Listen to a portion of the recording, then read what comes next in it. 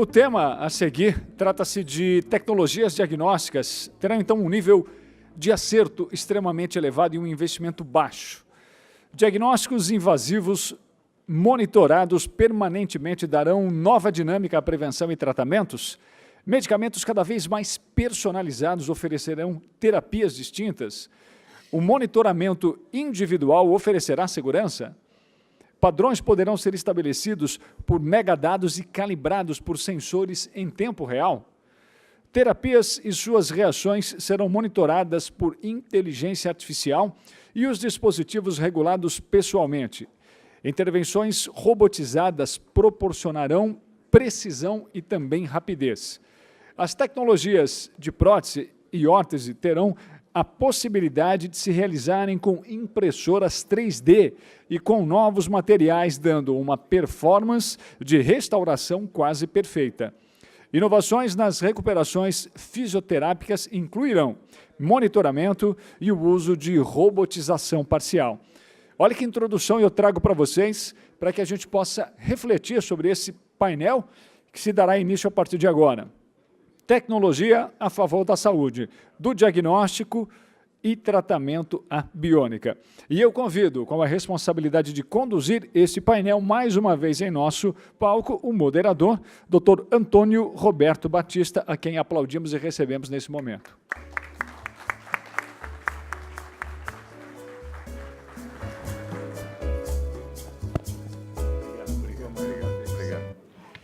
Bom, mais uma vez, obrigado pela presença de todos e pelo interesse demonstrado no nosso encontro. Agora nós não vamos falar sobre prós e contras, vamos falar mais sobre os prós, né?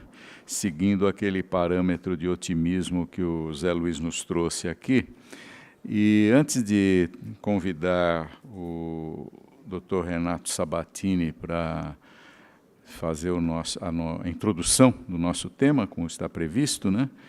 Eu vou aproveitar para, na mesma linha do Dr. Zé Luiz, vocês viram que os médicos gostam de contar casos, né? É por isso que eles ficam sempre num canto da festa, trocando informações entre si, contando casos, né? Então, vou contar um caso exatamente do Renato, quando eu conheci o Dr. Renato Sabatini, há muitos anos atrás, e ele era um professor de informática médica da Unicamp, né?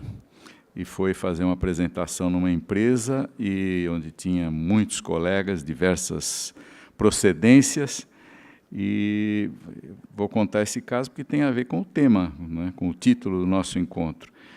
E depois de apresentar as coisas que estavam surgindo na área de informática, suas possíveis aplicações à saúde, aos interesses na área de saúde, uns colegas lá da região nordeste do país fizeram aquelas considerações como pessimista da história do José Luiz, dizendo assim, mas o homem brasileiro está aí de pé descalço, sem saneamento, uma série de problemas, com doenças ainda primárias da pobreza, e nós estamos discutindo aqui o uso de computador, uma coisa totalmente descabida para as nossas prioridades. A nossa prioridade é o pé no chão, é a comida, é a pobreza do nosso povo, sem dúvida. Mas aí o Renato perguntou para eles, vocês vieram de onde? Ah, de tal local,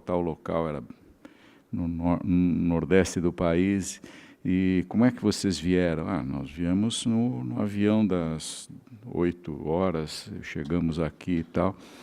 Ele falou, mas por que vocês não vieram de jegue? Ou seja, para que usar um avião, né? Para que usar um computador, se vocês podiam então ficar nesse nível de singeleza, né? E vir de jegue até o encontro, né? Então, é mais ou menos sobre isso que nós, esse falso conflito entre tecnologia e as dificuldades básicas, né? A tecnologia nos ajuda a superar, inclusive, as dificuldades mais básicas, né? E eu vou convidar, então, o Renato Marcos Endrizzi Sabatini, que é professor de informática médica há muitos anos, biomédico de formação, graduado e doutorado em fisiologia pela Faculdade de Medicina de Ribeirão Preto, Universidade de São Paulo, pesquisador convidado do Instituto Max Planck de Neurobiologia, na Alemanha. Atualmente é diretor-presidente do Instituto EduMed para Educação em Medicina e Saúde e professor adjunto de Informática em Saúde, graduação e pós-graduação na Escola Baiana de Medicina e Saúde Pública. É Founding Fellow da International Academy of Health Science Informatics. Então, ele vai fazer o Future Flash do nosso encontro e, em seguida, nós convidaremos os demais participantes para o nosso diálogo agora, antes do almoço.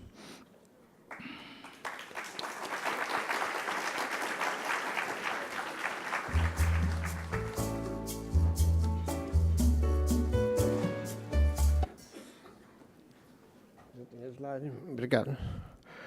Obrigado, meu querido amigo Antônio Roberto Batista. Eu gostaria de agradecer à FEI por esse convite para vir palestrar aqui para vocês hoje, fazendo o início desse painel, fazendo uma breve apresentação, o Future Flash, sobre esse tema fascinante, né, que é a principal tecnologia para uma vida de qualidade além dos 100 anos. Eu vou começar fazendo uma pergunta para vocês. Quem aqui gostaria de viver com grande qualidade, principalmente mental e cognitiva, além dos 100 anos de idade? Levanta a mão. Quem não gostaria? Ok, eu não vou perguntar quais os motivos de quem não gostaria, tá? Mas o fato é que isso é uma coisa universal na humanidade. Nós sempre queremos viver mais e bem, né?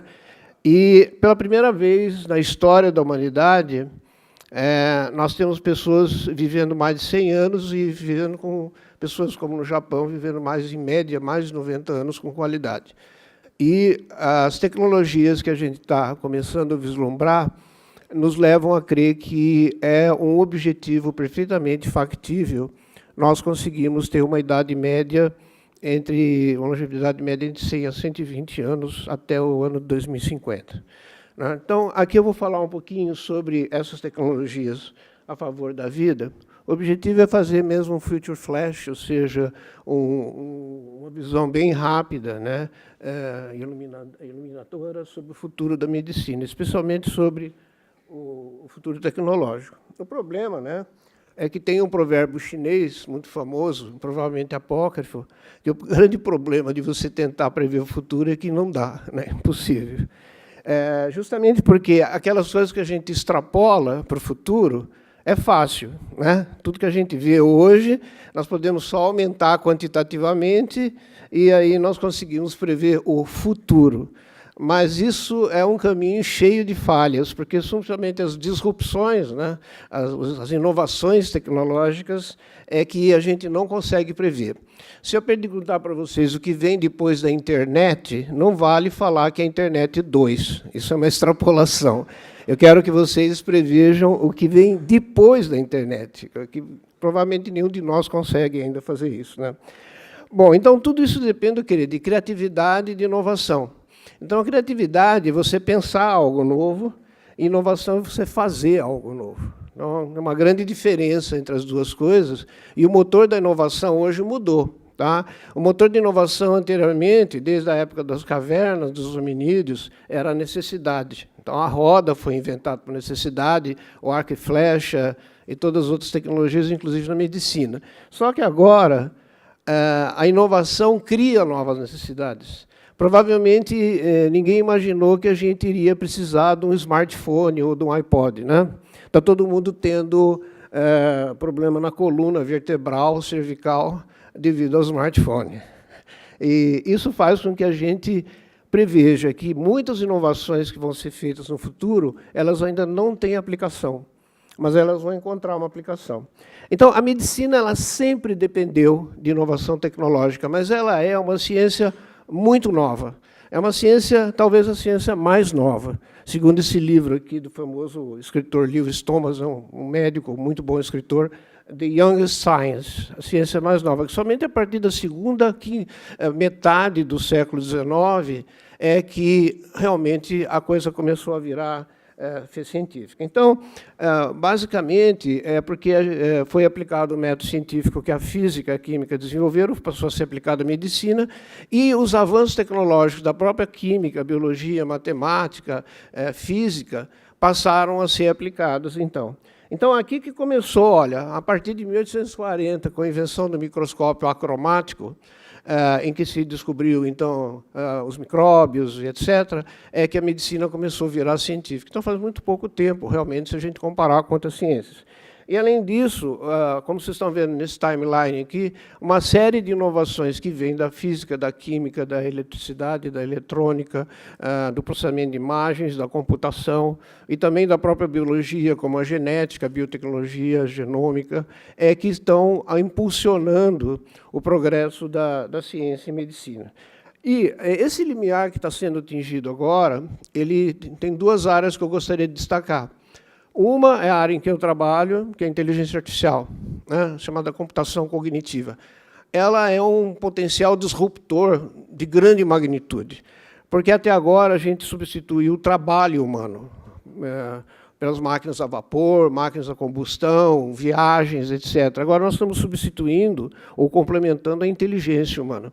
E isso realmente nós estamos atravessando uma ponte que a gente não sabe o que tem do outro lado, tanto do ponto de vista ético quanto do ponto de vista de futuro.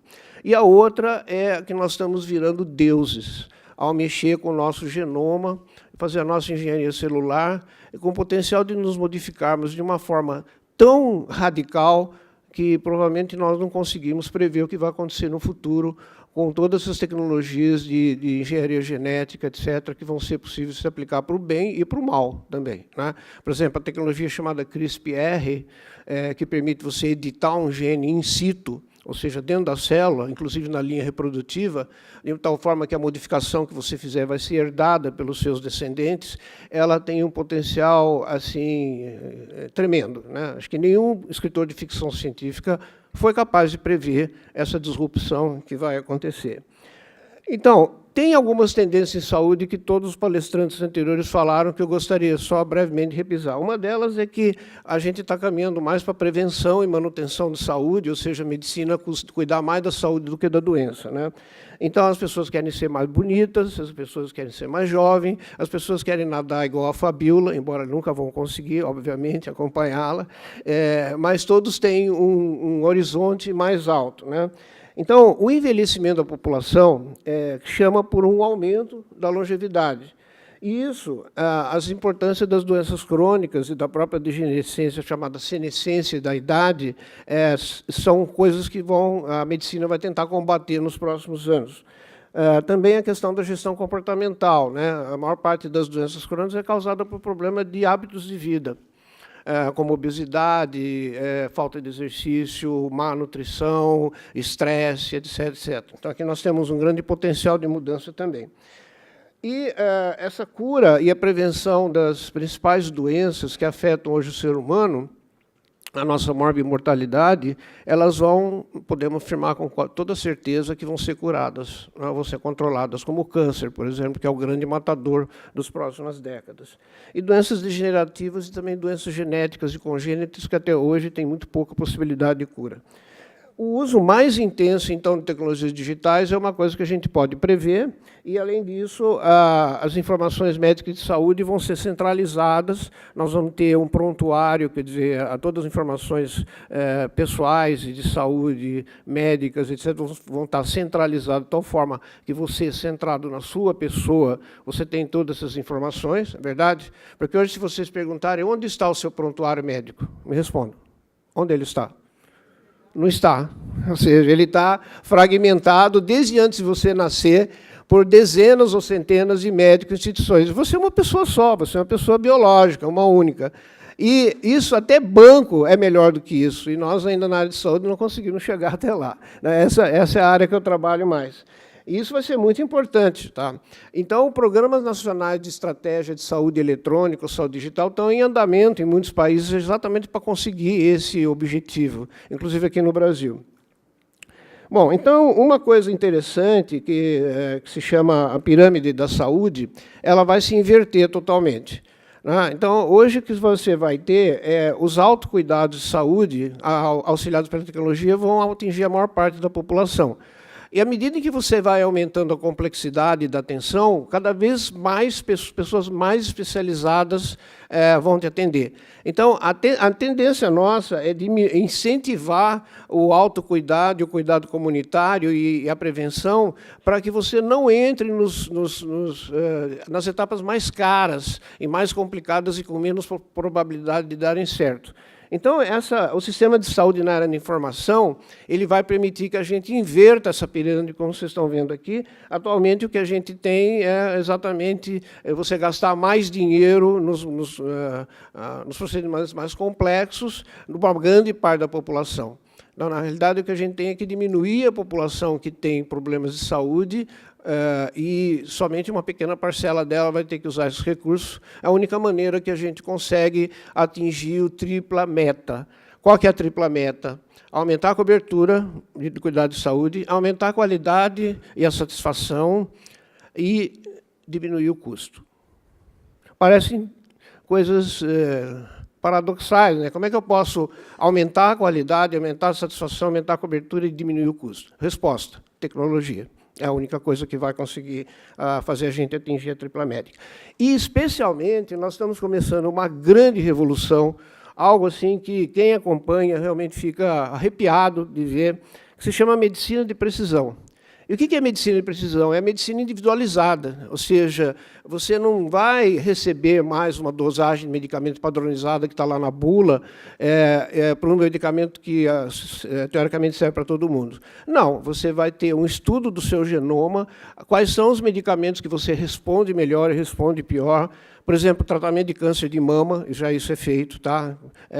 A gente testa a mulher para ver qual que é a resposta gênica dela aos tratamentos que podem ser feitos, escolhe aqueles 12% ou 15% que respondem ao tratamento de Herceptina e receptores que tem na mama e que são sensíveis ao tratamento. Então, a leucemia, por exemplo, que era uma doença só ou duas, hoje são mais de 20 doenças diferenciadas de acordo com o genoma. Então, isso vai se tornar de tal forma que você vai ser um paciente único. Então, o seu perfil vai ser usado pela medicina para conseguir o sucesso terapêutico. Então, permite que o médico adote uma conduta personalizada, né? E esses paradigmas tradicionais de descobrir o efeito do medicamento, que é pegar um número muito grande de pessoas, por exemplo, 100 mil pessoas na fase 3, para testar um novo medicamento antihipertensivo, e depois adotar uma dose padrão que serve para todo mundo, isso vai deixar de existir. Tá? Os ensaios clínicos vão mudar drasticamente, porque não dá para fazer um ensaio de clínico que a gente chama de N igual a 1. É um ensaio clínico de N igual a 1, não é N igual a 100 mil, vai ser N igual a 1, porque você é uma pessoa só. Então, como é que eu posso fazer um ensaio clínico para descobrir o que trata você sem tecnologia? É isso que está acontecendo, é isso que vai acontecer. Então, a gente não tem como escapar disso. O que alavanca hoje a explosão tecnológica que a gente está tendo? Basicamente, é miniaturização, processamento e conexão. Isso vai continuar, principalmente através das redes sem fios, e o mais importante vai ser a digitalização dos processos cognitivos, de memória, raciocínio, pensamento. Você vai ter, por exemplo, chatbots dando aula para você, que vai ser melhor que um professor humano. Eu espero que não seja melhor que eu, tá? Mas provavelmente eles vão ser. Ou um médico à distância, que você vai pedir aconselhamento para ele, e você não vai conseguir saber, não tem como, se você saber se ele é um ser humano que está por trás ou é realmente um bot, né? Um robô informatizado.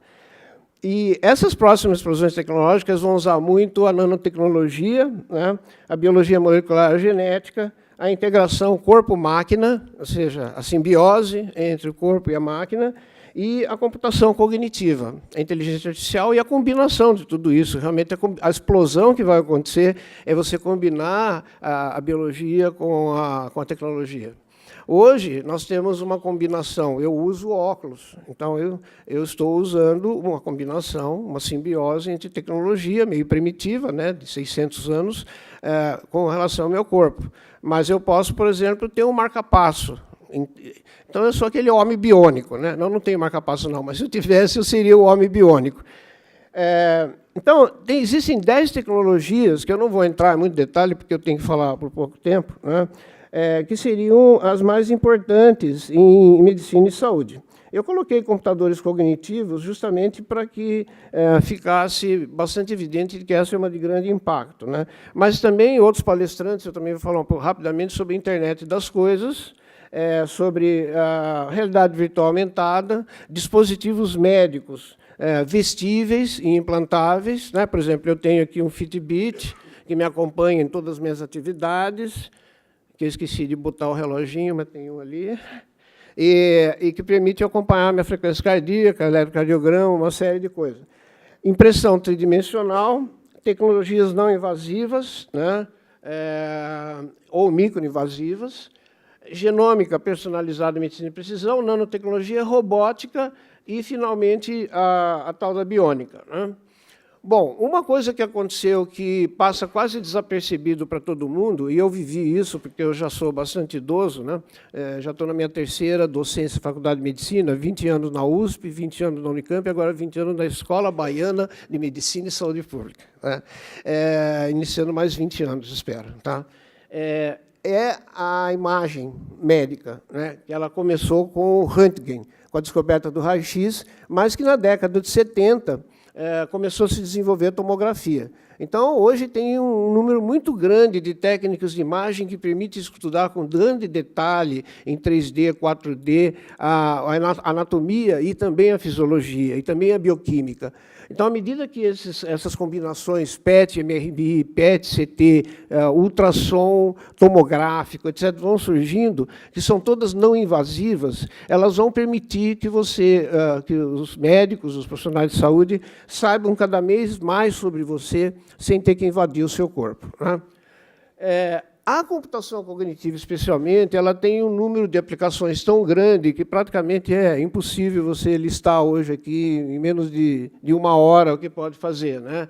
Mas ela tem aplicações na indústria farmacêutica, ela tem aplicações na análise de Big Data, para a saúde populacional, por exemplo, ou para descobrir os riscos individuais das pessoas, mas, principalmente, ela tem um grande potencial para auxiliar o diagnóstico e a terapia, o que a gente chama de sistema de apoio à decisão.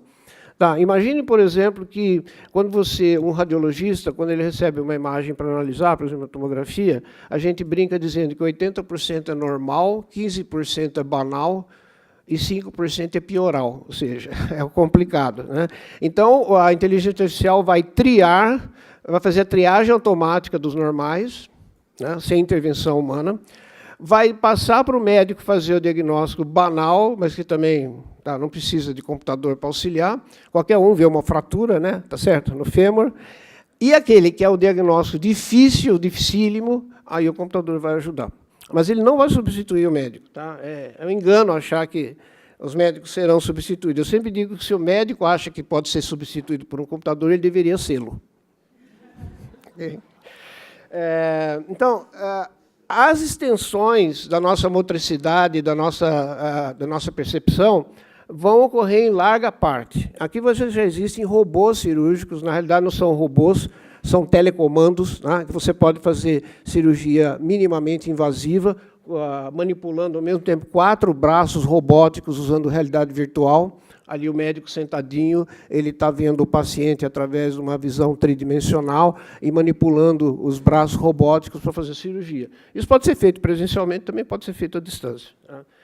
E essa cirurgia robótica, a meu ver, ela vai caminhar em duas direções. Uma delas é na diminuição do tamanho, é chamada microrobótica, em que nós vamos ter robôs capazes de penetrar dentro do nosso corpo e fazer intervenções, e o outro será a robótica inteligente, ou seja, hoje o que a gente chama de robô não é inteligente, tem um ser humano por trás manipulando, mas pode ser que no futuro, como o Isaac Asimov previu, né, no Homem do Milênio, nós vamos ter robôs cirurgiões, talvez até melhores que os robôs humanos, né, cirurgiões robóticos. E a nanotecnologia, através dessa tendência de miniaturização, é o que vai ter um grande desenvolvimento ainda porque o uso de nanotubos na forma de moléculas organizadas como carbono, você pode obter efeitos fantásticos que você não obtém normalmente com química, ou acelerando a química. Especialmente, a grande interação que houve entre a biologia e a informática, a gente chama de bioinformática. Tá? Para os jovens que estão me ouvindo, é um campo fabuloso de emprego e de dedicação. Para vocês terem uma ideia, um jovem graduado ou pós-graduado em bioinformática nos Estados Unidos, hoje ganha $300 mil por ano. E não consegue achar. Não consegue achar. Porque é um tipo raro. Tá? Eu digo que ele é o centauro, ou seja, ele é um híbrido entre biólogo e informática e matemático. Nem sob tortura vou dizer quem é o cavalo ou quem é o ser humano, tá bom? Mas esse tipo é muito difícil de encontrar, porque ele é multidisciplinar e interdisciplinar. Então, esse tipo de profissional interdisciplinar, que faz a ponte entre a biologia e a tecnologia, é o que o mundo está precisando e que vai ter uma grande demanda. Por exemplo, existe um déficit previsto de 500 mil profissionais de Big Data, Analytics e Big Data, né, na Europa e nos Estados Unidos nos próximos anos. Onde a gente vai encontrar essas pessoas? Então, essas máquinas maravilhosas que permitem fazer o sequenciamento e a síntese de DNA, RNA, proteína, etc., são as que estão comandando. Para vocês terem uma ideia, o primeiro genoma humano que foi decodificado custou $3 bilhões. Hoje, vocês decodificam um genoma humano completo por $300, graças a essa fusão da tecnologia com a biologia. Inclusive, esses microchips DNA e RNA, eles são capazes de fazer o diagnóstico simultâneo da presença de genes deletérios ou genes mutados, cerca de 3.000 a 5.000 genes simultaneamente numa pessoa. No futuro, isso aqui vai ter um pequeno periférico que você vai comprar na Rua Santa Ifigênia, você vai conectar no computador e vai depositar um pouquinho de sangue, e o médico ele vai dar imediatamente o perfil genômico. Nós não estamos muito longe disso, não. Mais 5 ou 10 anos, isso vai ser um periférico comum que você vai adquirir e conectar no seu computador para fazer a sua análise genômica de medicina de precisão. Isso é uma necessidade que a gente tem que ter. Então, terminando com relação a isso, quer dizer, indo do diagnóstico do tratamento convencionais à biônica, o próximo passo, que está sendo chamado de singularidade, é a união da máquina e do corpo, né? Isso também é uma coisa que é inevitável, que vai acontecer. E não é ficção científica, tá? Como eu disse para vocês, o que é ficção científica eu não consigo prever. Mas isso aqui dá para fazer uma boa extrapolação. Por exemplo, você pode ter dispositivos implantáveis, inteligentes, dentro do seu corpo. Você pode ter dispositivos médicos conectados e uma infinidade de sensores conectados ao seu corpo para avisar. Inclusive, já existem sensores tatuados. Você pode tatuar um sensor na pele e ele é uma eletrônica. Ou você pode ter uma película sobre a córnea, sobre a córnea, como já foi, inclusive, patenteado pelo Google, que vai medir a sua glicose sanguínea, o seu colesterol, e sódio, potássio, uma série de coisas em tempo real.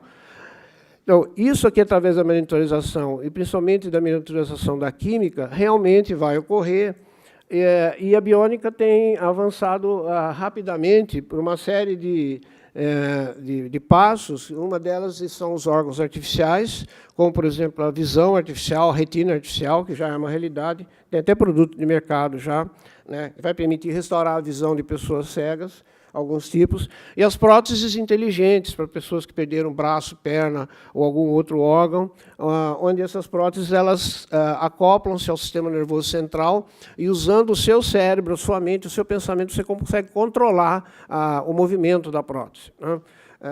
Isso aí também não é ficção científica. Está no começo, já estão começando a surgir os primeiros projetos comerciais, mas isso aqui também é uma coisa que vai evoluir muitíssimo. Possivelmente até que a gente tenha somente a cabeça, né? E o resto do corpo vai ser totalmente artificial, em que a gente terá um híbrido entre o normal e artificial. Uma outra tendência, agora mais na área de informática mesmo, é a internet das coisas. Tá? Ela permite que você tenha bilhões de dispositivos conectados ocasionalmente ou em tempo real, e haverá trilhões de conexões, né, dezenas de bilhões de conexões, percorrendo as redes, e logo vai custar apenas alguns centavos você adicionar conectividade a qualquer dispositivo, né? Então, um deles é o Quantified Self, não sei se vocês ouviram falar desse fenômeno. O Quantified Self, o QS, é você monitorar em tempo real centenas de variáveis do seu corpo, contínua, periodicamente, e com um software de inteligência artificial por trás, te dando conselhos, do tipo, Renatinho, você comeu muito hoje no almoço, é melhor você diminuir 200 calorias, assim você vai perder 100 gramas. Né? Buzinando no meu ouvido. Então, esse tipo de coisa, eu devo dizer a vocês que o meu projeto nos últimos 4 anos foi nessa área. Eu fui cobaia de mim mesmo, eu sou um QS há 4 anos. Eu registro cerca de 10.000 variáveis por mês sobre mim mesmo, né? E estou tentando descobrir para que serve isso. Ok, espero descobrir. Mas isso é possível hoje através de sensores miniaturizados de pressão, temperatura, PO2, PCO2, ECG, EEG, etc. Uma colega da Unicamp desenvolveu uma pulseirinha que detecta se o epilético vai ter uma crise cerca de meia hora antes de ele ter a crise, né? Então, é muito interessante ele usar essa pulseirinha ou adesivo. Só para dar um exemplo para vocês, né, porque eles se conectam, inclusive, sem fio, são internet das coisas. Monitoração de gestão de medicamentos, né? A gente tem em medicina um problema que se chama compliance, ou seja, adesão ao tratamento, né? Cerca de 50% dos pacientes não seguem o tratamento, como diabetes, hipertensão, etc. Isso causa um problema muito grande de saúde pública e de custo. Então, esse aqui, por exemplo, ele tem um chip no comprimido. Na hora que você ingere ele, o chip morre e dá um grito, morri! Né? Isso é pego pelo celular, por uma conexão sem fio, e o médico recebe o aviso que o paciente realmente engoliu. A não ser que ele vomite depois. Mas aí, isso aqui é muito melhor do que você simplesmente mandar ele na farmácia, e ele dobra a receita, põe no bolso, não vai, ou ele compra e não toma, ou ele toma ou para de tomar. Né, que é um problema muito sério. Isso aqui já existe no mercado, inclusive. Tá? Bom, finalmente, então, desculpe, eu estou só excedendo um pouquinho, mas eu queria falar sobre a tal da longevidade. Né? Existem várias tecnologias para aumentar a longevidade que estão sendo estudadas, né? Tanto da medicina convencional, quanto da medicina regenerativa, medicina molecular, engenharia clínica, e a chamada reversão dos processos de senescência.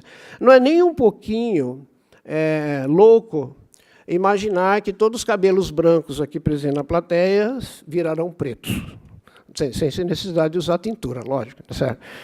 Isso já está ao alcance da medicina. Eles descobriram o gene da senescência, ou seja, o gene que causa cabelo branco. Se você inibir esse gene, fazer um negócio chamado antisense, e o seu folículo piloso começa a secretar melanina novamente, naturalmente. Parece bom? Bom, o cara que inventou isso vai ficar bilionário, tá certo? Concorda? Mas essa reversão, através da manipulação gênica, da senescência, do envelhecimento corporal, físico, do aparecimento de doenças crônicas como câncer devido à própria idade, isso aí nós temos uma chance, ainda nesta década, de começar a reverter, né? Através dessa combinação de tecnologias. E agora, realmente é ficção científica, mas eu acho que é conseguível rumo à singularidade, ou seja, a união dos computadores com inteligência igual ou superior ao ser humano, uma fusão e simbiose entre dispositivos eletrônicos ou químicos e o corpo humano, e um aumento gigantesco na nossa capacidade cognitiva, sensorial, motora, memória, etc. Tem vários trabalhos já feitos de interface mente-corpo, ou cérebro-computador, direta, inclusive o professor Nicoleles, que todos devem conhecer, que foi meu aluno, por sinal, que fez o primeiro paralítico ficar de pé e andar, comandando com a mente a prótese que ele desenvolveu e que ele aperfeiçoou ao longo de muitos trabalhos com macacos, né?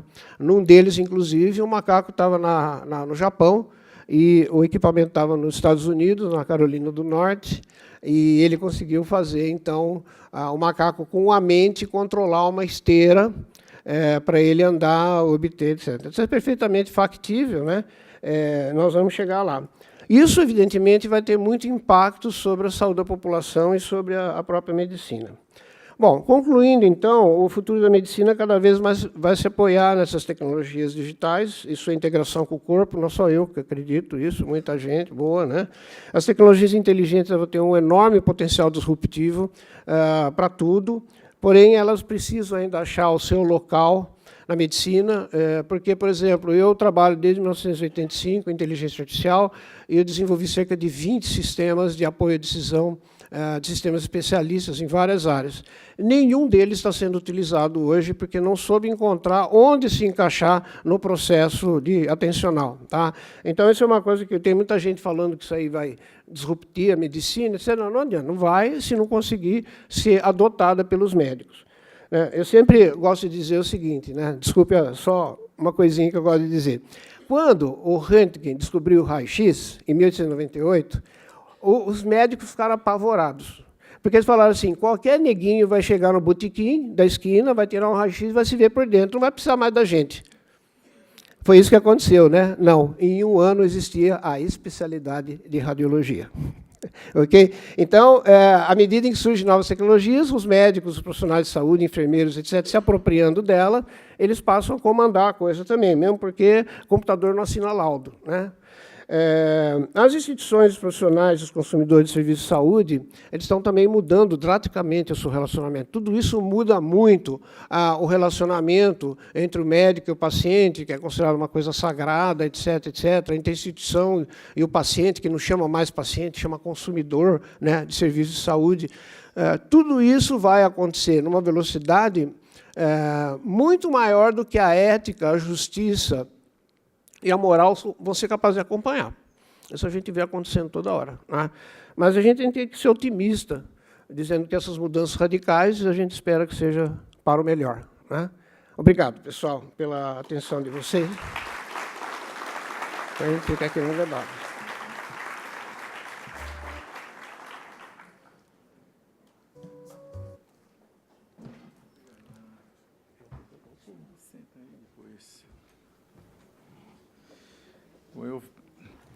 Eu vou convidar para nos fazer companhia os demais participantes do painel,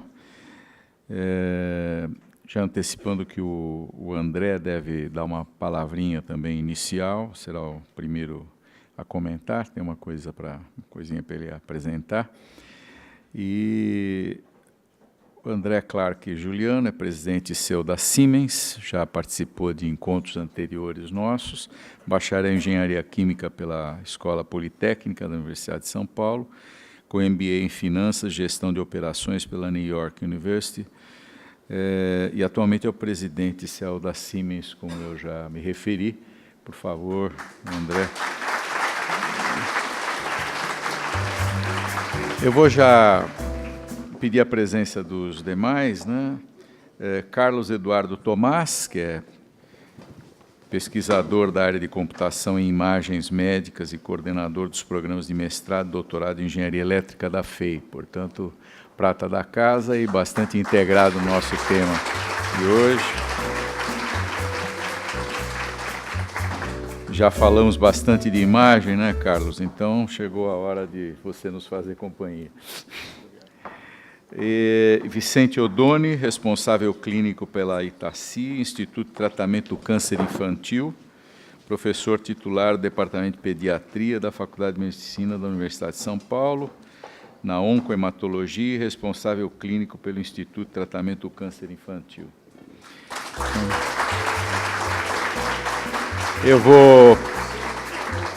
Eu vou privilegiar depois no nosso debate aquilo que me chegar aqui das perguntas dos participantes, para a gente ganhar um pouquinho de tempo, né? Estamos meio corridos, e convido o André, então, para as suas palavras iniciais.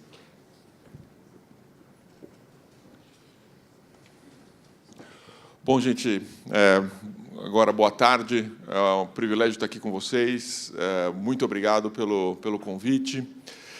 Novamente, parabéns pelo brilhante evento.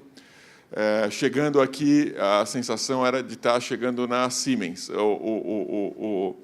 A comunicação visual era robô, sistemas digitais, modelos digitais, a digitalização na saúde.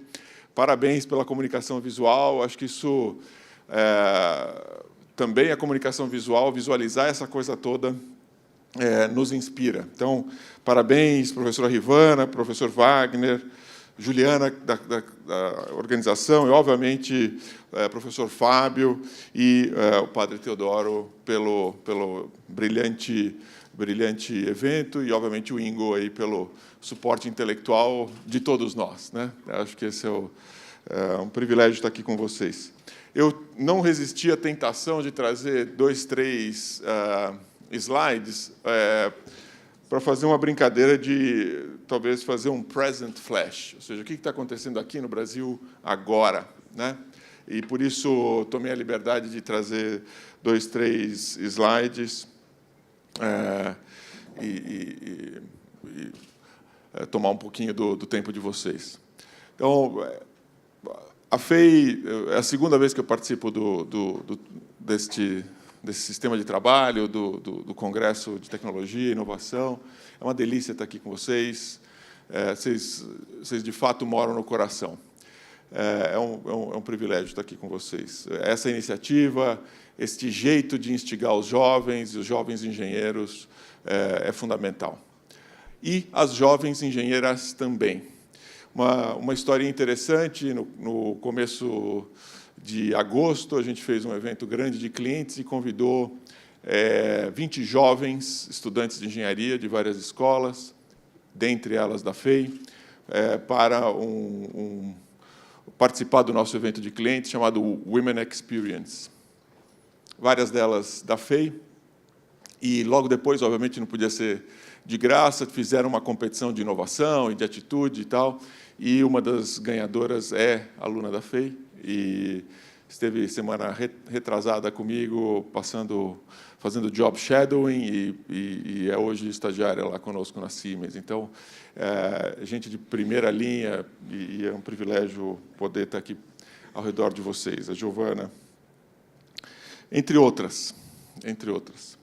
Um pouquinho sobre o que está acontecendo, como é que a gente vê a questão de tecnologia e saúde. Eu acho que o recado singular, que eu gostaria, se eu tivesse que deixar um recado e terminar a minha fala, é que hospitais, clínicas serão também espaços de engenheiro. Hospitais, clínicas, o mundo da saúde serão mais e mais espaços de engenheiro. A Siemens fez o spin-off recentemente da sua companhia especialista de saúde, chama-se hoje Siemens Healthineers. Vale hoje no mercado 35 bilhões de euros.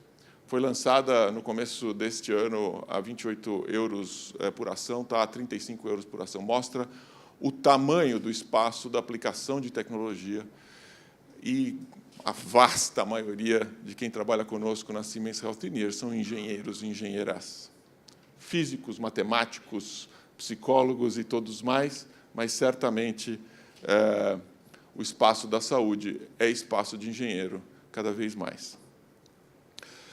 Rapidamente, tecnologia disruptiva, novos modelos de negócio e, absolutamente, um consumidor protagonista. É isso que está trazendo a revolução da indústria 4.0 também para o mundo da saúde. É isso que está acontecendo, ou seja, isso vale, esta lógica vale. O consumidor protagonista, que é dono da sua própria vontade e que quer fazer as coisas por si, e é o paciente protagonista, está fazendo a ruptura desse modelo todo. Novos modelos de negócio acontecendo. E eu adoro esse chart porque ele explica, e foi feito pelo filho de um colaborador nosso, do meu colega, que tem 10 anos, explicando que na quarta revolução industrial, assim como nas revoluções industriais anteriores, novas profissões surgiram. Na época da agricultura, surgiu o agricultor. Na época da Revolução Industrial, surgiu os trabalhadores industriais. Surgiram os engenheiros. Na época da informação, está surgindo o novo profissional dos dados e o profissional digital, e que vai gerar muita profissão pela frente. Isso foi um menino de 10 anos que fez. Eu adoro esse chart por causa disso. Acho que o ponto fundamental, e isso já foi discutido aqui no Brasil, ocorre uma enorme transformação do mercado. Ou seja, falando de engenheiro para engenheiro, o que está acontecendo no mercado de saúde é, obviamente, uma consolidação enorme das grandes empresas de saúde, hospitais, marcas e assim por diante, a procura pela industrialização dos processos de saúde e, obviamente, a gestão da saúde. Sair da gestão da doença, indo para a gestão da saúde. E o foco principal é, obviamente, expandir a medicina de precisão, transformar como a gente entrega o serviço de saúde, isso está sendo completamente transformado, e, obviamente, melhorar a experiência do consumidor, do paciente. E isso está tudo sendo feito com muita digitalização. E, rapidamente, algumas das nossas experiências no Brasil, vou pular alguns charts, que eu vou direto para uma lógica do que está acontecendo aqui e agora. Aqui são alguns experimentos que nós estamos fazendo no Brasil agora, com alguns dos nossos clientes. Esse é o caso de um enorme hospital brasileiro, bastante famoso. Nós já estamos procurando aí o que a gente chama esse triângulo, é o grande objetivo internacional da saúde, ou seja, como ter uma população mais saudável, um custo per capita menor e uma melhor experiência do consumidor. Uma das coisas que nós estamos fazendo aqui, esse é o caso de achados acidentais. Utilizando inteligência artificial, a gente reexamina 40 mil laudos por mês, 40 mil exames por mês, procurando e analisando imagens de inteligência artificial e achando outros problemas que não eram aqueles que o médico indicou para o paciente fazer aquele exame. O resultado é absurdo, ou seja, às vezes o sujeito vai lá fazer uma chapa de pulmão, indica que não tem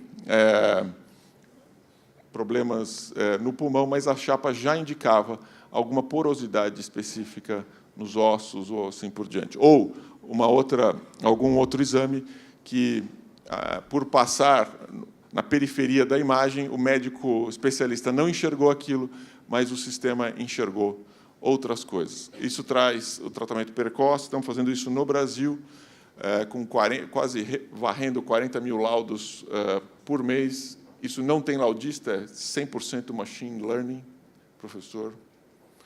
O robô está absolutamente avançado no aprendizado. Esse é um dos nossos grandes projetos no Brasil de tratamento precoce de exames que eram para uma coisa e estão indicando outra, descobrindo questões. Isso baixa o custo de saúde, isso é prevenção pura. Chama-se incidental findings.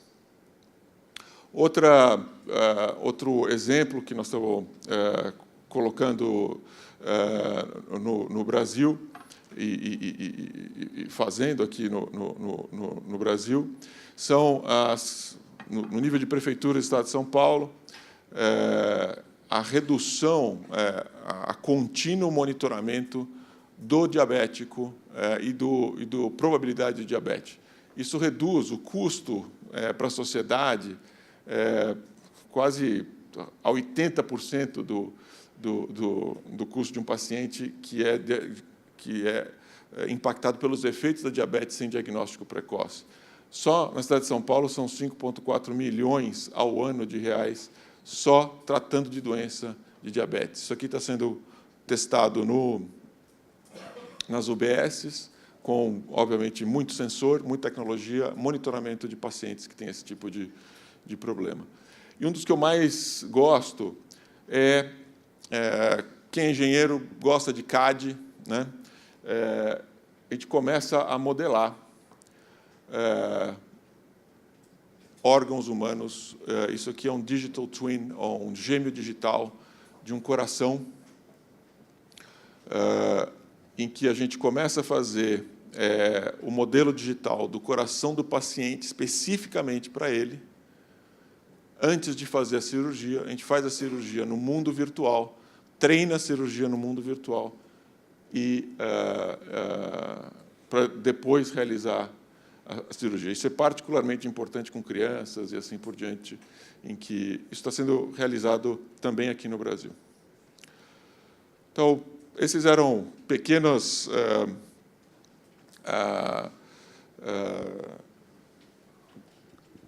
imagens do presente, talvez não do futuro. Estamos fazendo isso aqui no Brasil, aqui em São Paulo. Tem desenvolvimento de robôs que, no caso do diabético, o robô fala pelo celular com o paciente, fala como é que está o sintoma tal, o que está acontecendo com... Porque começa a predizer se a diabetes está sendo controlada ou não, em larguíssima escala. E é coisa desenvolvida dentro das nossas universidades, podia estar sendo desenvolvida aqui dentro. Obrigado. Obrigado, André. Bom, nós já temos aqui uma pergunta, mas eu vou, antes de utilizar as perguntas que estão chegando, dar oportunidade a cada um que faça um comentário introdutório, se desejar, né? E só peço que seja rápido, né? Nós temos 28 minutos, segundo o nosso relógio ali, para todo o painel.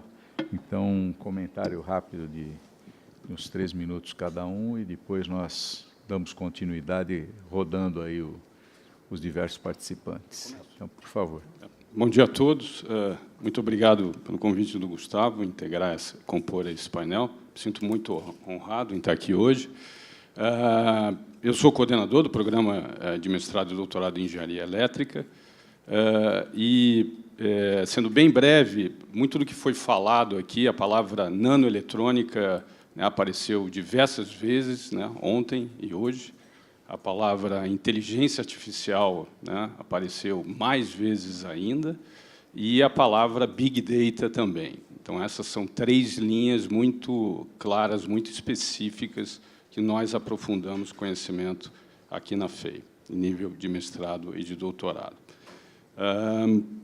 Eu queria falar um pouquinho sobre a questão da precisão diagnóstica e a questão de estar trabalhando mais de forma singular do que se trabalhou há muito tempo atrás. Eu acho que, complementando o que foi dito pelo professor Renato, né, que isso é um processo de evolução, né, da tecnologia, começando pelo hardware, né, em termos de processamento, cada vez mais rápido, miniaturizado e etc. Temos também a questão de armazenamento, que eu acho que é fundamental, que permitiu que a questão dos dados estarem na nuvem, eles passam a ser acessíveis por qualquer entidade tecnológica ou instituição. E um ponto, acho que outro ponto fundamental que muda a perspectiva da inteligência artificial nessa área foi realmente a massa de dados que hoje está disponível para acesso e construção de algoritmos. Se antigamente a gente era obrigado a se basear num sistema linear de separação de padrões, ou seja, eu simplesmente defino essa fronteira de tumor maligno e não maligno por uma reta, isso estava muito atrelado ao fato de eu ter poucos dados para realmente poder estimar melhor essa fronteira de separação. Então, a reta parecia ser o melhor compromisso que eu conseguia ter para separar essas duas, pensando nesses 2 padrões, classe A e classe B. Na hora que você tem uma quantidade absurda de dados, eu posso fazer uma analogia com um sistema de equações. À medida que você tem mais variáveis, você precisa de mais equações para explicar essas variáveis todas que, né, descrevem esse sistema. Então, à medida que eu tenho mais equações, mais dados, eu começo a ter uma precisão maior na definição dessa fronteira. E os casos mais interessantes estão exatamente na fronteira, que foi o que o professor falou. Quer dizer, aqueles casos onde não há dúvidas, seja de um lado ou do outro, esses são os casos mais importantes. Porque, se for alguma coisa já diagnosticada e já muito evidente, você vai partir propriamente para o tratamento. Se for alguma coisa que está muito no início, não há nenhuma evidência, então vamos pensar nesse ponto muito distante dessa fronteira, você pode simplesmente chegar para esse paciente e falar assim, está tudo bem com você, volte daqui a 1 ano. Agora, se esse exame, se essas variáveis, né, se essas métricas te levarem de forma próxima a essa fronteira, aí há um cuidado especial, e é essa informação que a gente tem. Em vez de você pedir para ele voltar daqui a 1 ano, né, talvez seja interessante voltar daqui 2 meses, porque talvez o tempo de voltar daqui a 1 ano você já esteja do outro lado da fronteira, já dentro de um tratamento. Então, acho que a tecnologia que tem hoje disponível, e está muito atrelada ao que foi, né, discutido nessas 3 linhas, está permitindo redefinir essa fronteira num nível de precisão que permite que seja possível realmente não só prevenir, mas mudar o curso do que naturalmente, se você não tivesse esse olhar, poderia acontecer. Então, é só essa observação que eu coloco, e complementando muito do que foi dito aqui, especificamente o professor Renato. Ok. Eu vou pular desta vez o Sabatini, depois voltamos, né? Até porque eu estou interessado naquele shampoo, Sabatini, saber se ele devolve as cores negras aos que já se foram também, né? Então, Vicente Oddoni, para suas considerações. Boa tarde a todos. Agradeço demais o convite e a oportunidade de estar aqui presente. É uma honra muito grande. Nós estamos vivendo... Tudo aqui que nós falamos em termos dessas relações com a medicina caminham para um setor muito claro, que é a individualização da terapêutica. Isso foi discutido. E nós estamos caminhando, vivendo uma transformação.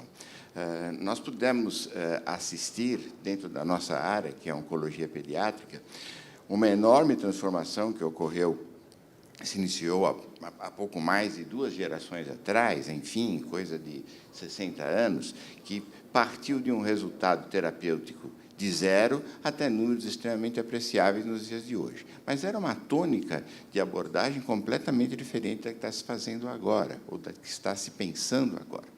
Uma coisa muito arraigada à questão do ensaio e do erro, ensaio e do resultado.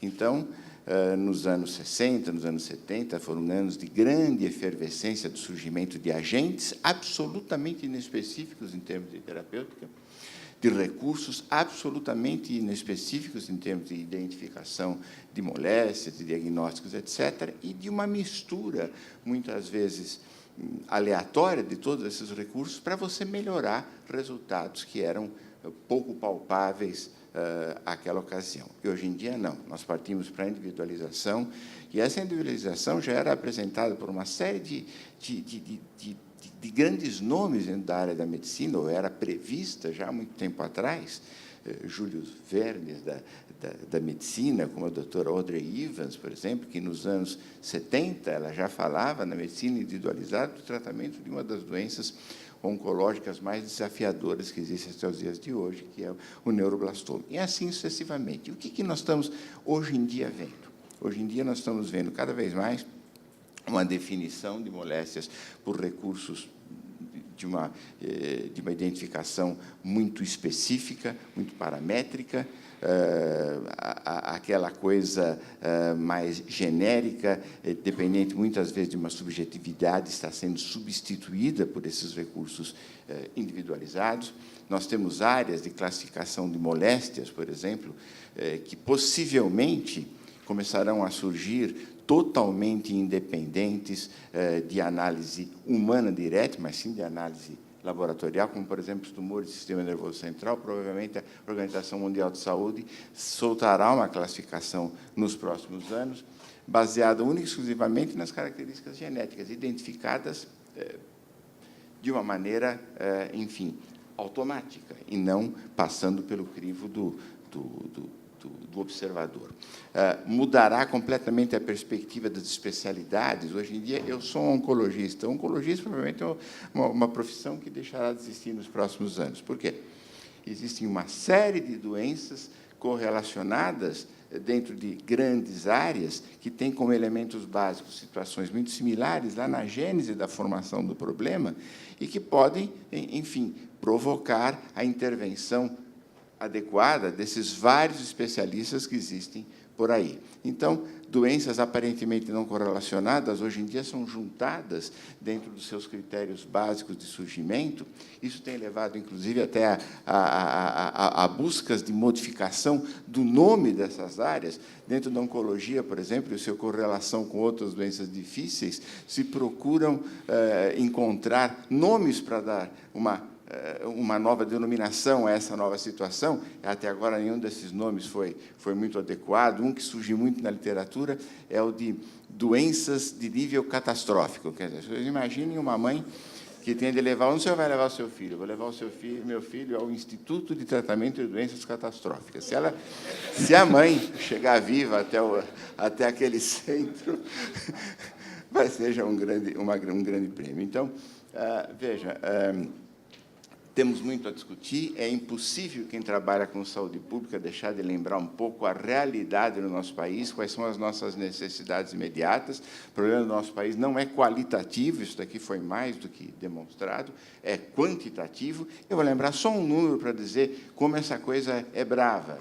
Quer dizer, se nós conseguimos, dentro do nosso serviço, tratar 75%, 80%, e, em algumas formas, até 90% das crianças com leucemia, linfóide aguda, o câncer mais comum da infância, nós conseguimos curá-la.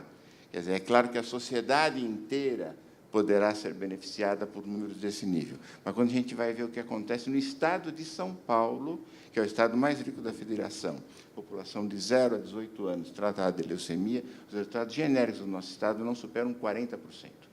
Então, a tradução ainda daquilo que se obtém na academia, nos grandes centros de pesquisa para a sociedade, ainda é limitada. E eu acho que esse, em termos imediatos, é o nosso grande desafio, trazer essas grandes conquistas, tornar essas grandes conquistas acessíveis a todos os nossos irmãos e irmãs que delas necessitam. Muito obrigado. Renato. Obrigado.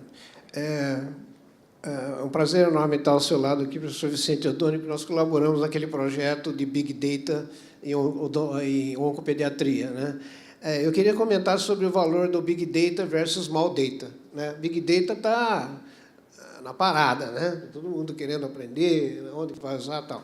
Só que, como qualquer coisa, ela não é uma panaceia, ela não pode ser usada em tudo, tá? Especificamente, nessa área que o professor Oddoni trabalha, nós fizemos um levantamento pela Sociedade Brasileira de Oncologia Pediátrica de um banco de dados que foi desenvolvido pela Politécnica, do qual o Instituto da Criança participou, o professor Vicente Oddoni era um dos orientadores, para reunir casos de oncohematologia em todo o Brasil, que era reunir 5, 6, 7 mil casos de diferentes tipos de câncer do sangue, como linfoma, leucemias, etc. Qual que era o objetivo? Era reunir dados para ter novos protocolos de tratamento. Porque, em oncohematologia pediátrica, protocolo é tudo. É a diferença entre você ter 60% de sobrevida e ter 90% de sobrevida. Então, esse Big Data foi extremamente importante, porque foi uma iniciativa multi-institucional para reunir casos clínicos com outcome, quer dizer, com desfecho conhecido, para ver quais eram os fatores envolvidos durante a terapia, durante o tratamento, acompanhamento, que determinavam maior sobrevida ou não. Então, a medicina já tem ferramentas desenvolvidas há muito tempo para fazer isso, que no meu tempo o Big Data se chamava estatística. Certo? O americano adora criar novas palavras para ganhar mais dinheiro. No meu tempo, o Big Data chamava estatística, não continua sendo estatística. Então, a medicina tem, em via estatística, diversas ferramentas de estimativa, de sobrevida, de análise multivariada, etc., etc., que permitem fazer isso do ponto de vista de uma população. Porém, eu estou convencido que o Small Data é muito importante na medicina de precisão. Eu vou dar o exemplo do meu Quantified Self, que eu falei para vocês. Você faz uma linha de base, a metodologia é totalmente diferente. Você faz uma linha de base, vamos supor que você queira, o seu desfecho seja emagrecer, tá bom? Pode ser qualquer outro, controlar diabetes, controlar a hipertensão, etc. Vamos supor que você queira emagrecer. 90% da humanidade quer emagrecer, é ou não? Certo? Então, você quer emagrecer. Então, você come normalmente, faz exercício normalmente, como você sempre fez, recolhe uma linha de base de 1 a 2 meses com esse Quantified Self, registrando tudo, absolutamente tudo, tudo que você comeu, carboidrato no almoço, na janta, exercício que você fez, quantas calorias você gastou, quanto você andou, qual a sua temperatura, qual a sua frequência cardíaca, faz isso. Depois você pega esse small data, que não é muito, tá? 2 meses não é muito dado, apesar de ter várias variáveis, cerca de 20 variáveis. Não, mais, umas 30 variáveis. E faz uma análise estatística multivariada, que eu comecei fazendo regressão linear, log linear múltipla, tá? Para descobrir quais os fatores que se correlacionavam com o emagrecimento. Você tem que se pesar todo dia, pelado, de manhã, numa balança de alta precisão, que dê variação de aí 100 gramas. Tá? Quando você faz isso e tenta fazer a correlação, eu descobri quais os fatores que funcionavam para mim. Tá?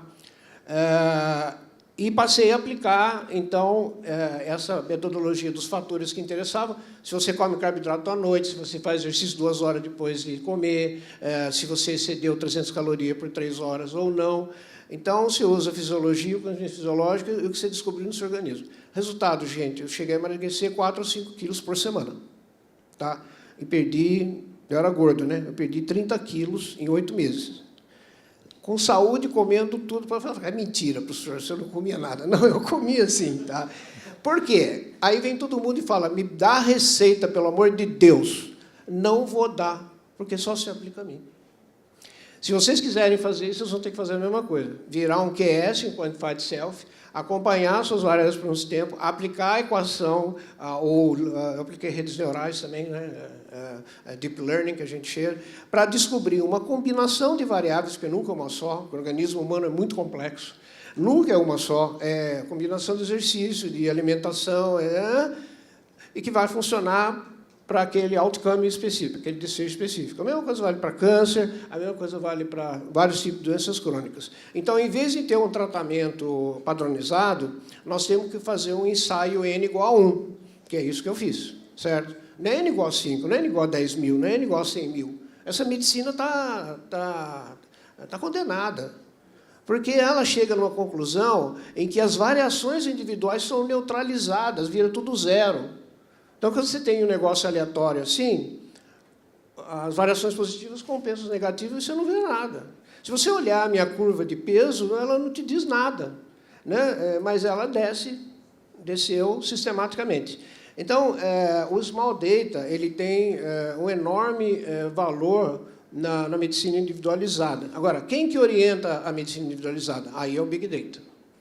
Porque aí você tem que entender os fatores biológicos, fisiológicos, fisiopatológicos, etc., que estão envolvidos na resposta à terapia, tudo que o professor Vicente Oddone falou, e que ele é um as nisso, né? É um dos nossos grandes nomes. E que é extremamente trabalhoso, extremamente caro, e tem um mercado gigantesco, que são das Siemens, são da Bayer, são, né, das empresas que têm dinheiro para investir nisso. Então, eu acho assim, fica aqui como contribuição à discussão, de a gente não achar que todas essas tecnologias são panaceia, nenhuma delas é. Nós temos que fazer uma combinação adequada, que a gente chama de tecnologia adequada. Então, a disciplina de avaliação de tecnologia de saúde é extremamente importante. Hoje, principalmente para medicamentos biológicos, né, como esses, que são desenvolvidos em função da resposta gênica, que a gente chama de targeted therapy, ou seja, terapia-alvo. Você trata aquela criança que tem o cromossomo de Filadélfia, mas não vai tratar o que não tem. Então, essas terapias target, elas são extremamente caras. Tem uma que surgiu agora para hepatite C, que custa $5.000 o comprimido. Um comprimido custa $5.000. Aí a empresa foi perguntada, mas escuta, mas isso é um absurdo. Como é que pode? Ele falou, não, isso aqui é sintetizado por célula, em cultura de célula, que sintetiza nanograma de cada vez, através de uma modificação gênica de uma bactéria, para eu conseguir fabricar isso. Então, custa muito caro produzir isso. E também, se a gente pensar, a pesquisa custou $500 milhões. Como é que eu vou pegar esse dinheiro de volta? Então, nós temos que nos acostumar, gente, que daqui até 2050 nós vamos gastar 50% do que a gente ganha para viver mais de 100 anos. Só tem que avaliar se vale a pena, tá bom? Bom, interessante. O Renato, além de ser um estudioso de ciência, informática, etc., é um homem de cultura, né? Então, é interessante essa observação de que as coisas, muitas vezes, vão recebendo novos rótulos e a gente tem a impressão que tudo está mudando tanto, mas a essência de determinadas coisas, a respeito da sua observação sobre a estatística e o Big Data, a essência de determinadas coisas, muitas vezes, se preserva naturalmente com desenvolvimentos e agregando alguns aperfeiçoamentos, né? Mas não existem tantas novidades assim a todo dia sob a luz do sol, existem novas nuances, mas lá na raízes tem se identifica uma certa continuidade, né? Se me permite só uma observação, você falou o seguinte, a cada 10 palavras que nós estamos falando aqui tem nova e inovação, já reparou? Então, a gente tem que fomentar um ambiente de inovação na área de tecnologia em saúde. Sem isso, a gente não vai progredir muito rapidamente, a gente precisa ter um ambiente aberto, altamente fecundado, com 1000 ideias malucas surgindo para tudo quanto lado, para a gente aproveitar. Então, empresas como a Siemens, por exemplo, têm incubadoras, muitas empresas hoje têm incubadoras, e chamam os jovens que não têm ainda a mente muito quadradinha, né, causada pela idade, certo? E começam a ter todas aquelas ideias. E eu me lembro, eu trabalhei na Alemanha, em Munique, vários anos. Eu era vizinho do centro de pesquisa da Siemens Martinsried, que você deve conhecer. E, naquela época, em 1977, tinha 4.000 pesquisadores. O que eu vi lá na prancheta de projeto deles está sendo indo para o mercado agora, 40 anos depois. O hospital em que eu trabalhei, o Hospital Universitário da Ludwigs Universität, em Munique, já era informatizado em 1978 com robô na linha de produção do laboratório. Quer dizer, isso é a Alemanha, né? Tá certo. Então, eles investem o quê? Eles investem... Quanto que a Siemens investe em pesquisa e desenvolvimento? 7 bi de euro por ano. Não, em percentagem do seu faturamento bruto. Quase 10%. Exatamente. Qual a empresa, né, fora da Alemanha que investe isso? A indústria aeronáutica investe isso, a indústria de tecnologia de saúde investe isso, a indústria de eletrotécnica investe isso, e isso é o segredo. Isso é o segredo porque a Alemanha, tendo apenas 1% da força de trabalho mundial, produz 10% das exportações, que é a concentração no novo e na qualidade. Então, nós, como Brasil, nós temos que imitar esse tipo de coisa. Então, aqui o nosso ambiente de inovação tem que ser fomentado, felizmente já está acontecendo isso, porque a inovação ela é livre, ela é o pensamento livre, nós temos que aproveitá-lo ao máximo. 99% das ideias é um funil, né? 99% das ideias não vão ser aproveitadas, não tem viabilidade comercial, não tem viabilidade industrial. Mas as grandes empresas já descobriram que esse canteirinho, essa horta, onde você planta as alfacinhas, que umas vão dar certo, outras não, é fundamental para acelerar o processo da inovação, certo? Pessoal, e também as universidades, lógico. Parabéns aqui pela FEI fomentar esse processo de inovação. Renato, vocês tocaram já num assunto. Tem uma pergunta aqui da Andréa. Desculpa eu não falar o nome inteiro, porque o iPad aqui apagou.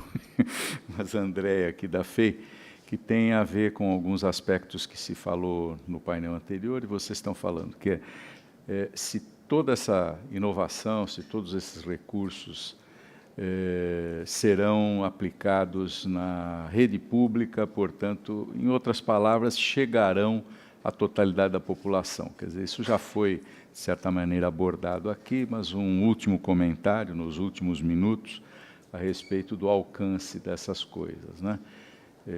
Acho que não sei se o André queria falar alguma coisa, vocês estão falando de investimento, as proporções já são... Gente, saúde é lugar de engenheiro. Engenheiro é, na sua essência, um empreendedor. O que mudou é a velocidade com que se cria, destrói e se cria negócios novos. O negócio é ganhar dinheiro com esse ambiente. Acho que esse é um ponto fundamental. Tem que fazer startup, tem que tentar, tem que criar modelo novo de negócio, vai dar errado, vai tentar de novo. A velocidade com que se está se fazendo isso é estonteante. O mundo da saúde ainda é bastante tradicional, se comparar ao mundo que os engenheiros estão acostumados. Isto vai vir com uma velocidade gigante. Os ecossistemas brasileiros de inovação são de excelente qualidade, por incrível que possa parecer. Ou seja, a gente acha que a gente se autodeprime à toa. Eu acho que a gente se autodeprime à toa.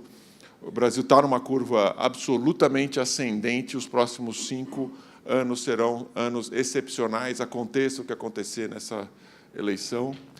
E o mundo de saúde é um excelente lugar para colocar dinheiro. A quantidade de startup que eu vi, e a gente seleciona startup, no mundo de saúde, para aplicativos que façam a jornada do paciente melhor, é enorme. E no Brasil acontece muita coisa. E são todos engenheiros. Engenheiro pode ser médico. Médico dificilmente será engenheiro. Processo, cliente, tecnologia, é o que a gente sabe fazer. O que vem junto é a aceleração da economia, é a capacidade da gente inovar e criar novos negócios. E é o que está acontecendo. Enorme oportunidade para todos nós. E tem muito dinheiro acontecendo. A quantidade de startups no Brasil e fora do Brasil que começam a surgir no mundo da experiência do paciente é gigante. Professor, o senhor devia criar o seu app, colocar na internet e ver se vende. Olha, eu acho que a gente vive num momento, eu compartilho do André essa expectativa toda. Evidentemente, o nosso país vive um momento difícil, vive um momento bicudo, e é muito natural que outro tipo de pensamento permeie as nossas mentes nesses momentos todos. Mas, de qualquer forma, o que a gente tem, e se eu estiver falando alguma coisa errada, por favor, me corrija, é óbvio que essas grandes novas modificações que tantos investimentos requerem, que tantos resultados vêm trazendo, elas vão, ao longo do tempo, se tornando mais baratas, mais acessíveis, e é essa perspectiva que me faz acreditar que isso vai chegar ao benefício de toda a nossa população. Agora, em termos atuais, em termos de 2018, nós enfrentamos problemas comezinhos ainda que são inimagináveis, né, quando se discute, quando se faz esse nível de discussão. Falando da área de câncer infantil, que é uma área que eu frequento bem, nós temos a expectativa de surgimento de crianças com câncer no nosso país, de 0 a 18 anos, é de 12.500 pacientes, aproximadamente.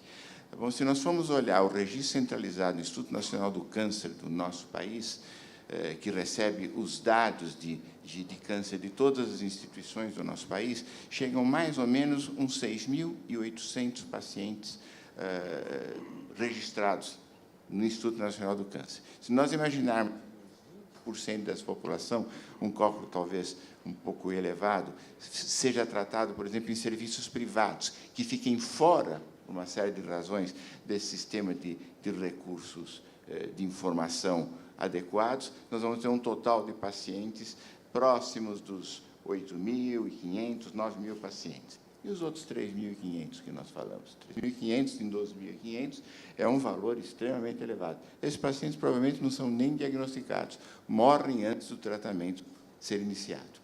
Quer dizer, nós estamos enfrentando, o nosso problema atual é muito grave. Agora, eu acho que isso não nos deve desanimar. Realmente, eu acho que o futuro é bom.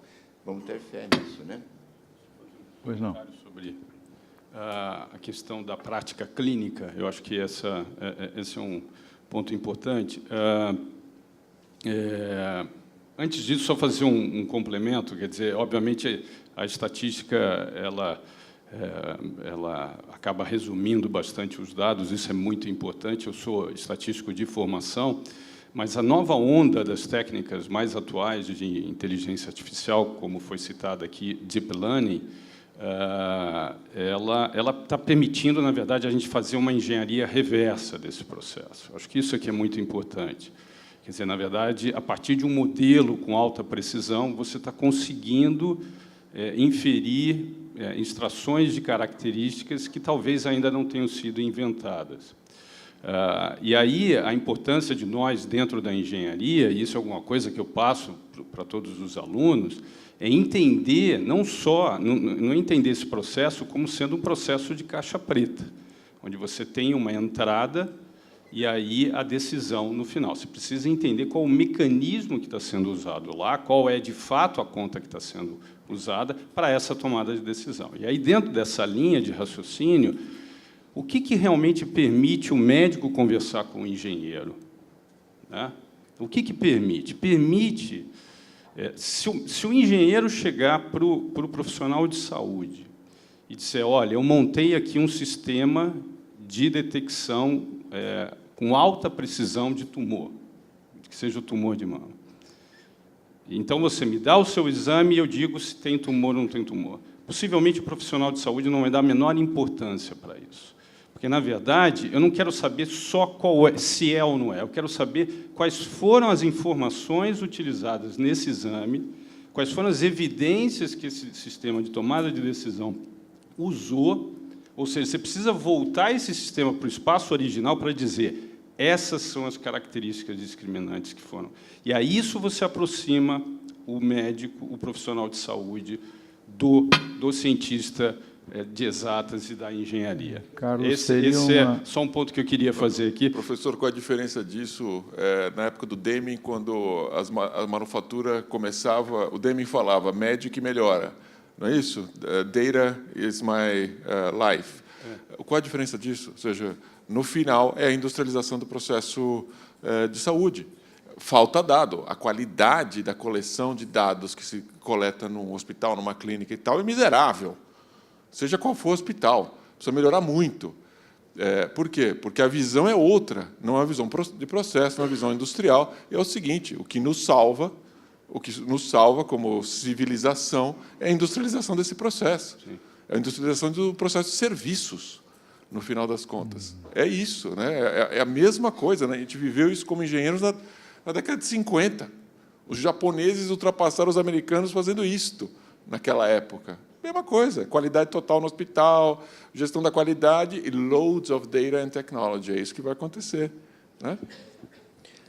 Acho que a sua provocação foi muito boa. Então, principalmente considerando que todos nós somos educadores aqui, né? Você tentar fazer um médico atual, médio, conversar com um engenheiro atual, médio, é a mesma coisa que falar aramaico antigo com chinês arcaico. Tá? Então, por exemplo, se o médico chega e fala assim, alguém chega e fala assim, eu quero que você me desenvolva uma anamnese em Java. O engenheiro não tem a menor ideia do que seja anamnese. Vocês têm? E o médico pensa que Java é um tipo de café. Então, essa distância de linguagens ela ocorreu ao longo de uma divergência ao longo do tempo. À medida em que nós nos especializamos, e hoje você tem quantas engenharias? Existe alguém chamado engenheiro hoje? Existe? Não existe. Você tem engenheiro civil, engenheiro eletrônico, engenheiro mecânico. E aí você tem as interengenharias. Você tem mecatrônica, você tem engenharia espacial. Então, não existe mais ninguém chamado engenheiro, mas existe um chamado médico. E esse coitado estuda 6 anos. O engenheiro estuda 5. O que eles têm em comum? O engenheiro tem em comum a matemática. Acabou. O resto é especialização. O médico tem que estudar durante 6 anos o corpo humano, que é a nossa coisa em comum. As células, tecido, o corpo humano, as doenças, etc., antes que ele comece a pensar em especialização. E ele continua sendo chamado médico. Não existe um médico psiquiatra, não existe um médico nuclear. Embora o médico nuclear e o médico psiquiatra são 2 animais totalmente distintos. Concorda? Mas eles têm os mesmos 6 anos. Então, o coitado vai se formar... Não sei se vocês têm filho médico, né? Mas o coitado vai entrar no mercado de trabalho aos 30 anos. Principalmente se escolher cirurgia, principalmente se escolher neurocirurgia. Né? Ele vai fazer 8 anos de residência e ele vai estar entrando no mercado de trabalho aos 30 e vai deixar de trabalhar aos 60. Então, isso é uma situação que não tem muita solução. Não tem muita. A Alemanha quer aumentar de 6 para 8 anos, mas isso não é uma solução, aumentar o curso médio de 6 para 8 anos. Porque o curso médico, não sei se vocês sabem, tem os mesmos 6 anos de duração desde 1200. Tem alguma coisa errada. Tem alguma coisa errada. Muito errado. Muito errado. Como é que você comprime 8 séculos de progresso nos mesmos 6 anos? Então, o médico hoje aprende cada vez mais sobre menos. Ele aprende... O curso de radiologia dura 3 semanas. Então, ele sai quase que leigo. Né? Bom, Qual que é a solução, na minha opinião? É o trabalho interdisciplinar e multidisciplinar. Então, por exemplo, não sei se todos sabem, mas o Brasil já tem 3 cursos, e agora vai ter um 4º, que eu estou coordenando, de informata biomédico. Aprende 2 anos de medicina, fisiologia, anatomia, patologia, genética, organização do sistema de saúde. Ele aprende o linguajar médico, vive no hospital. Tá. Depois ele aprende 2 anos de Java, desenho lógico de sistema, programação, telemedicina, prontuário eletrônico, etc. O primeiro curso foi na USP de Ribeirão Preto, que eu trouxe da Alemanha, que tem 25 desses cursos já há bastante tempo. Quando eu voltei, eu trouxe esse curso e a USP de Ribeirão Preto conseguiu implantar, uma tarefa quase impossível, né, dentro da USP, que você sabe muito bem. Depois a Federal do Paraná e agora a Federal de Ciências de Saúde de Porto Alegre. E agora eu estou montando um na Escola Baiana de Medicina e Saúde Pública, cujo foco vai ser o mesmo, ou seja, ensinar saúde para o pessoal de informática e ensinar informática para o pessoal de saúde. E sair aquele híbrido que consegue traduzir o chinês arcaico para o aramaico antigo, né? A gente espera. Pelo menos esse tipo profissional mostra o futuro do engenheiro biomédico, do físico médico, de pessoas que a universidade vai ter que formar para abraçar essa interdisciplinaridade, sem o qual não é possível você progredir. Porque a medicina já foi interdisciplinar dessa forma biofísica, bioquímica. Então, uniu, há mais de um século atrás, a biologia com a química, a biologia com a física. E agora nós estamos unindo a tecnologia com a medicina. Então, isso, novamente, nós temos que ter ciências que se desenvolvem especificamente nesse setor, como ciência com carreira própria, pessoal próprio, etc, etc. Só para vocês terem uma ideia, já se formaram mais de 300 desses informatas biomédicos e quase todos eles trabalham na área, em hospital, em empresas de desenvolvimento de software, no governo, etc, etc. Quer dizer, teve um impacto muito positivo sobre essa interdisciplinaridade nessa área aqui no Brasil. Renato, bom, infelizmente nós vamos ter que encerrar o nosso encontro, porque já estamos estourando o horário, né?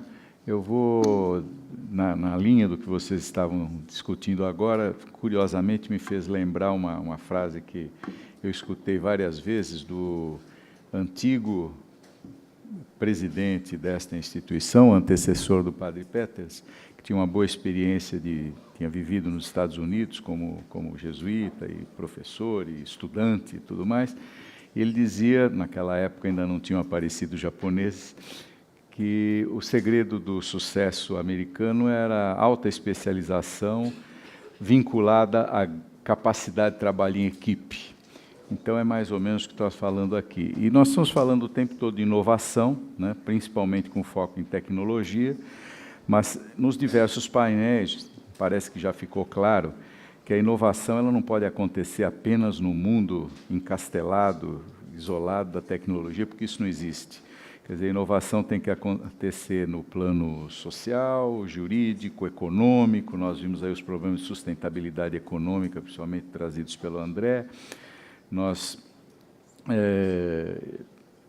comentamos a respeito da dificuldade desse ajustamento entre o mundo normativo e o mundo tecnológico. Então, a inovação tem que acontecer em todos esses campos, né?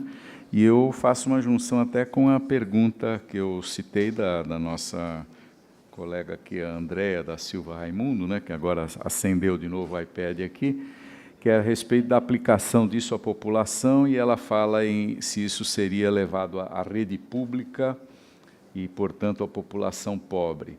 Talvez nós, vislumbrando o futuro, como está se tentando fazer em todos os assuntos aqui, a gente tem que imaginar um futuro em que essa divisão talvez não faça muito sentido, porque nós falamos em rede pública, eu escrevi muito sobre isso no meu tempo de escrever sobre saúde pública, mas rede pública é um conceito que existe um serviço para os pobres e um serviço privado para quem pode pagar ou para quem é financiado de alguma maneira.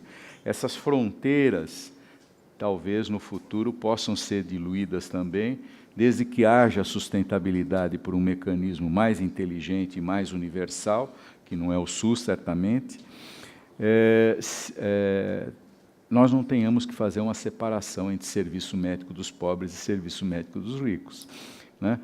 A penetração de todas essas novidades, de qualquer maneira, ela não se dá por um passe de mágica de um momento para o outro, é um processo. com o celular, né? Quando começou, tinha até aquela brincadeira que o pessoal fazia do cara que tinha a caneta Montblanc, telefone celular e tal, e faziam muita brincadeira com isso, porque era uma coisa de status, né? O sujeito puxava o seu celular. Hoje, todos têm celular. Nós um dia vamos chegar a isso, se Deus quiser.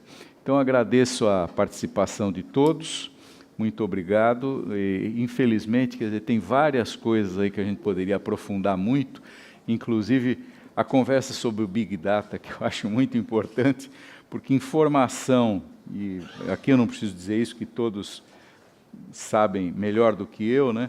Informação é alguma coisa que tem que obedecer a uma certa organização, como foi bem destacado, né? Não é amontoar dados, né? Porque aí nós vamos ter depois escolher não informação, nós vamos escolher contra-informação, né?